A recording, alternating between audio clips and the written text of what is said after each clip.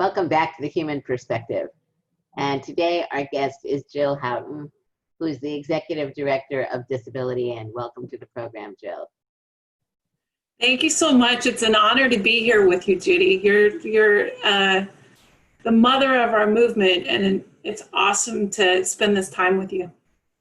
Well, thank you. I wanted to interview you because of the work you've been doing for so many years and the leadership that you've been playing with disability in, and helping our audience get a little bit more of an understanding of who you, Jill Houghton, are and what the work of Disability In is achieving.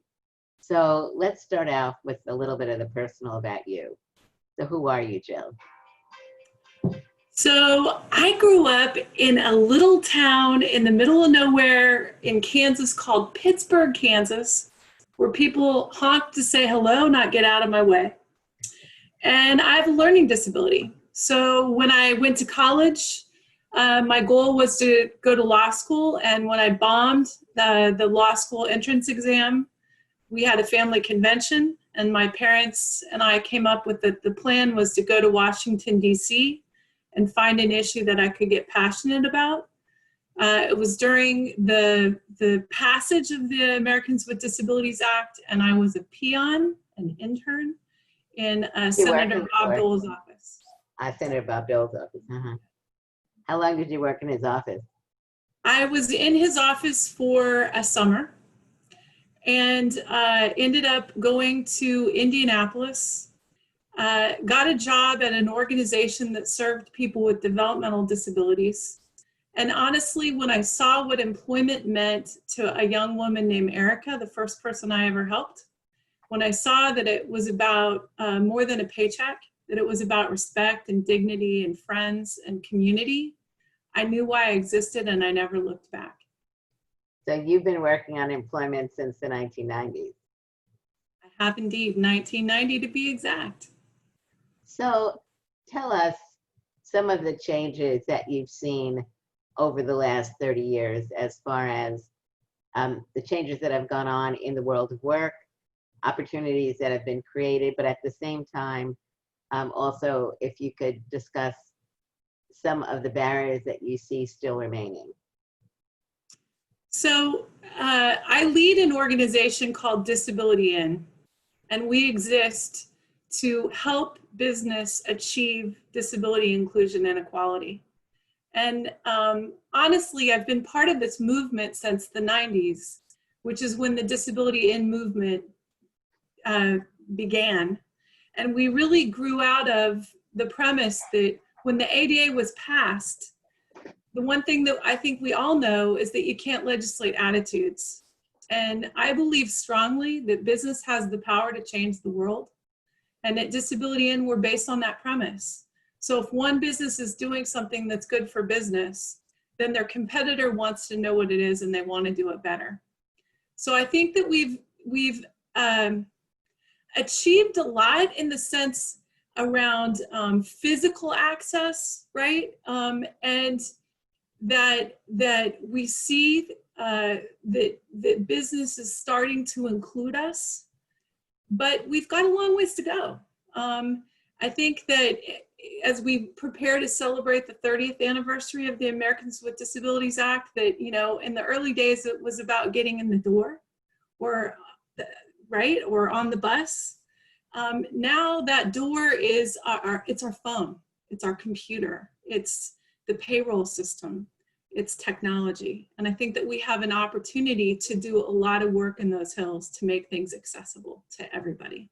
When you first started working in this field, what did you see as some of the obstacles that you and other disabled people were facing as far as what the business community thought about us as disabled people and employees?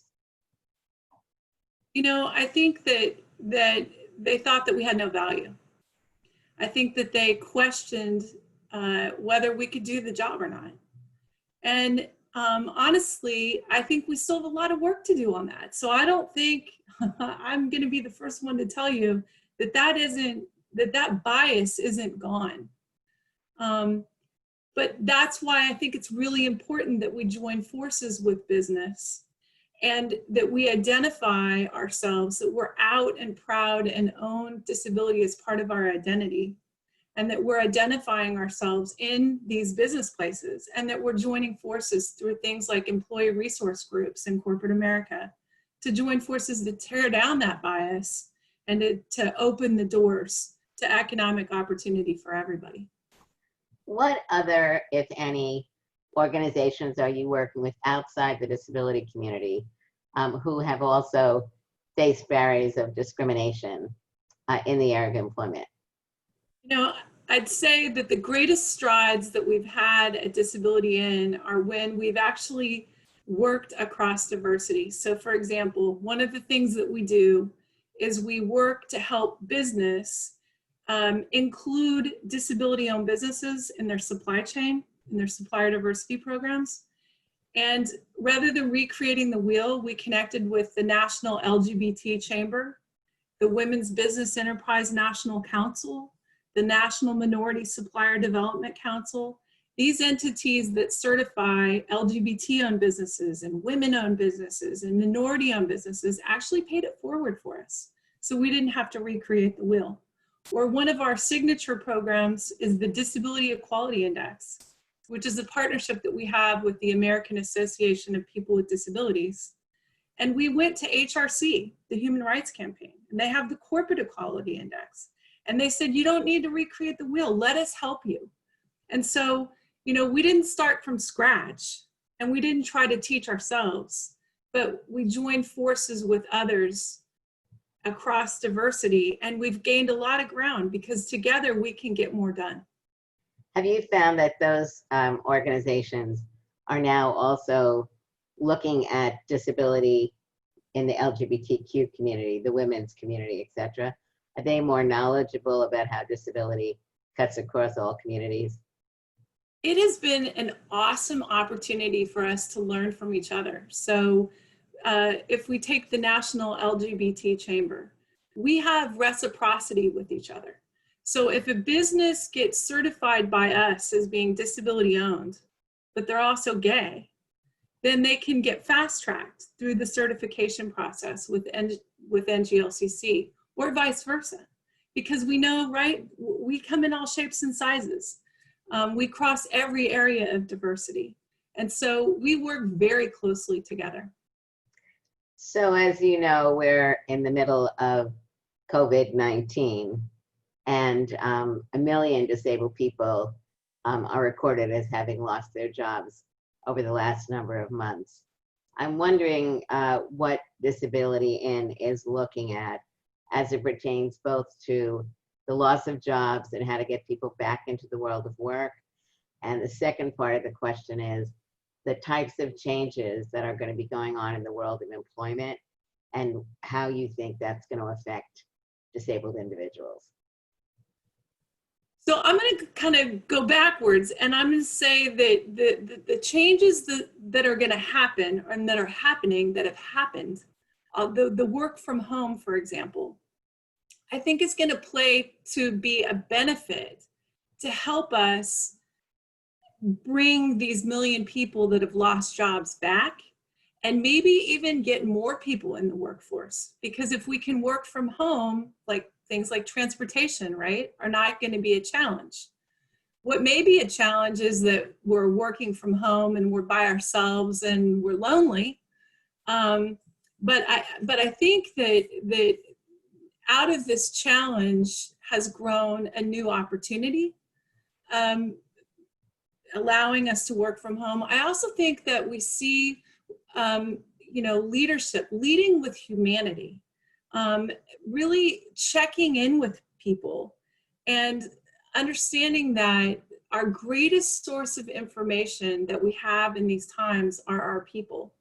And one of the best places to connect with our people is through our employee resource groups. So connecting with our disability employee resource group to figure out what our talent needs in order to effectively be included. One of the concerns that I have is that the types of jobs that exist will be changing. Some of them maybe will be able to be handled via computer and the internet. Others, one of my questions is, what kind of training are we going to be needing? And what are we going to do to ensure that disabled people are going to be getting the training they need to be able to move into the changing world of work?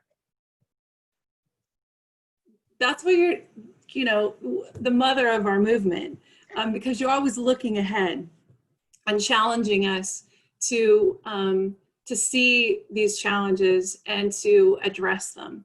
I think that that's an important challenge, and what we need to do is we need to ensure that disability, that we're part of all of these discussions and we're included. Because you're right, with the age of AI, you know, jobs are going away and companies are starting to look to reskilling their talent. And we need to make sure that when they're talking about reskilling their talent, that that includes us. This conference that you normally have in person is now going to be virtual. Is COVID going to be an issue of discussion at the conference virtually? What we've as a result of COVID, it's really given us an opportunity to modernize the conversation. So, for example, there are sessions on inclusive virtual interviewing, much more focus on mental health. There's always been a focus on mental health, but even more so.